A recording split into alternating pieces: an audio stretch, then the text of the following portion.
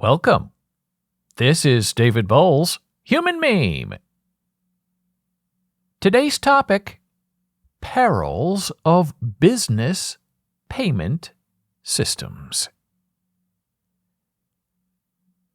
As an author, a producer, a small business person, and a giant magnate, and a big-time publisher, and all-around street urchin scraping by for every single dollar and cent, I have spent a lot of my young life and most of my adult life trying to collect money from other people for services rendered, and for services to be rendered.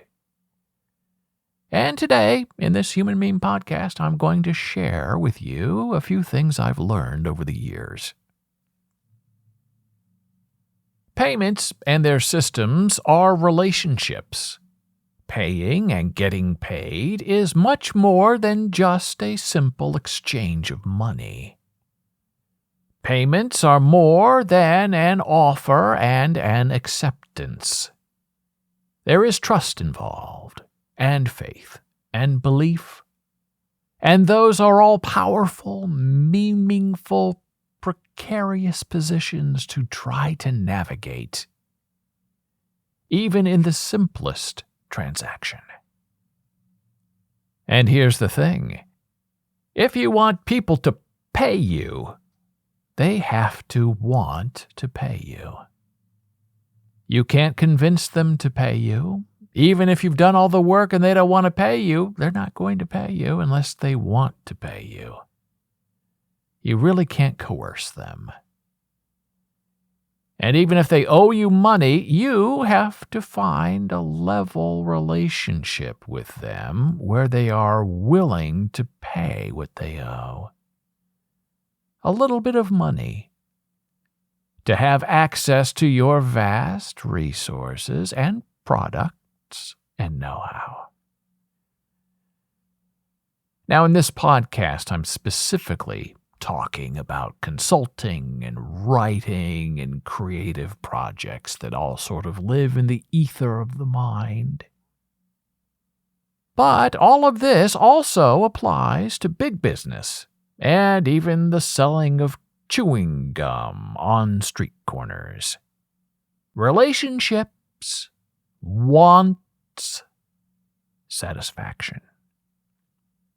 Now, another thing I've learned is that once you get someone to pay you one time, and that dyad for services and commerce is commenced and been connected, it can be difficult to change the payment system.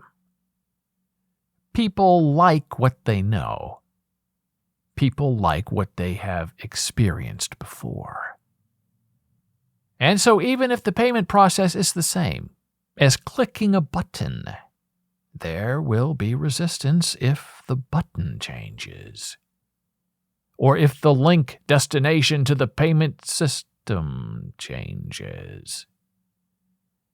Because what changes is become different. And that can be scary and off-putting for people who are used to paying you what you are owed in a certain and particular way. People who pay like predictability. And change is always the unknown until it is not. So, how do you dare to change payment systems, relationships, in the midstream of the dyad? Well, you warn them, you point them, you help them, you hope they can navigate the divine moment of the click to transfer their wealth, in exchange for your vast wealth of knowledge. And while it is easier to have a payment dyad when the exchange is practical, something you can hold in your hand or have physical access to against your body in some way, chewing gum is always the easier sale than the situation comedy plot. Yes, it is always easier to sell a guitar, than sell guitar lessons. And why is that? Well, it's easier to pay to have a relationship of value with a thing, an object of want and desire, than it is to find appreciation in the purchase of an inspiration. That's why ideas are so hard to sell and so invaluable to purchase. You have to have vision and training and an inherent appreciation of the human condition as a buyer of ideas and not of physical things. Because the real money to be made is in the inspiration of the purchased notion and in the transactional rented thought, and never in the restatement of a simple thing. When it comes to getting paid, do not take cash. Cash is the coward's way out of the economy, and not a way into living the righteous life in society. People and businesses who are cash only tend to, in my experience, to not want to report all of their income to the IRS. And I contend that if you are a vital part of us, the us of us, you have to pay your way in society. And you don't do that with cash transactions that go unreported. Be traceable. Let there be a record of what you earn and what you spend. That transaction is your mark on the world. Plus, people really don't seem to care if they pay you in cash, credit card, or check. But they do get really angry when they want to pay you and you won't accept all forms of payment.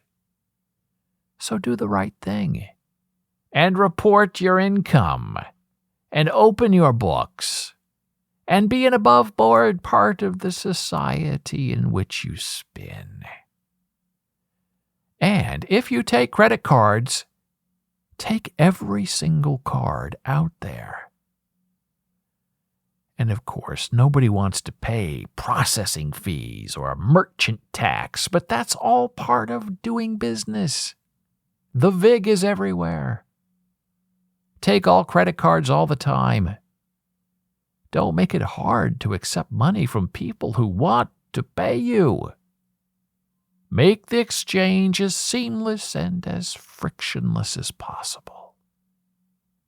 Now, another system payment that has always fascinated me is and was the beggar on the street, especially 20 years ago.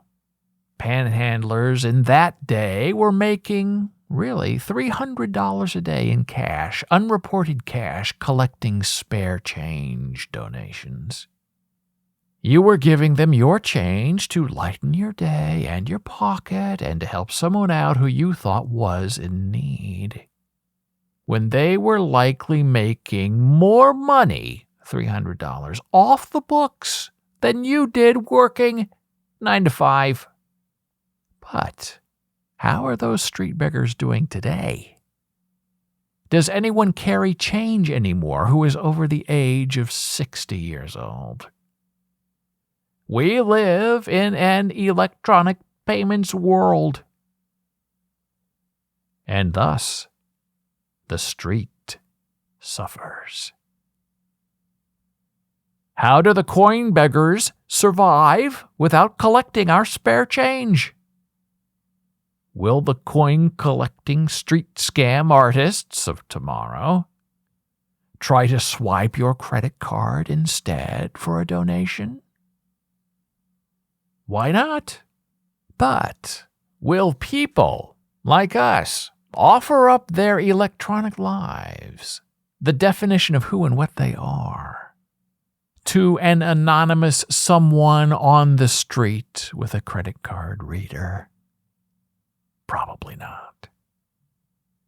And so the worm will turn to find a way anyway to guilt you into giving a few bits or bites of something to pay them off, to make you feel better, to have them leave you alone, and to lighten your guilty conscience. And now I share one final thought about payment systems and the ongoing quest for making one exchange of value for something else of greater value mean something. If you are a business and if you want my opinion on your business online or over the phone or in person, and if you want me to take a survey to help your business become better, pay me. Do not offer to make a donation in my name for my time. Do not enter me in a raffle to win a gift card for my time. If you want my time to make your business better, respect me as I respect you, and pay me what I am worth. Because the peril of not paying me for my ideas and spirit and thoughts and schemes is a consequence you do not want to abide or bear. Thank you for listening. Be a human meme.